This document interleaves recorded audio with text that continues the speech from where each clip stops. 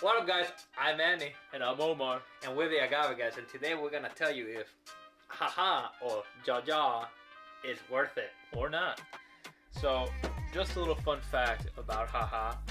The marketing team behind this tequila is actually the same marketing team responsible for Firefest. And the owners are the Chainsmokers, and it's made in Puerto.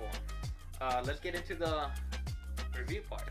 So And how much does this typically retail for? So you can pick up this bottle for like $30. Okay, Not so bad. Not too bad. $7.50. Let's get into Salud. it. Salud.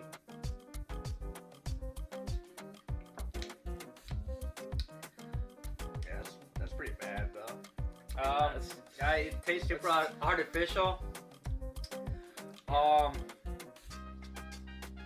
Bottle's nice. I wouldn't buy it for $30. If you see it anywhere between 15 to like $20, make some jungle juice. Yeah, honestly, this one does taste like well tequila. Like this one this is like what you think a college tequila tastes like. It's not great, I agree. For $30, I wouldn't buy this. Yeah, 20, maybe? 15 or 20, and that's just for like cocktail. Maybe. Yeah, I wouldn't drink this straight up. Yeah, no. So worth it? Absolutely not. Unless it's on sale. It's a no for me too. But it is gluten free. So. Well, I'm Manny. I'm Omar. Ciao.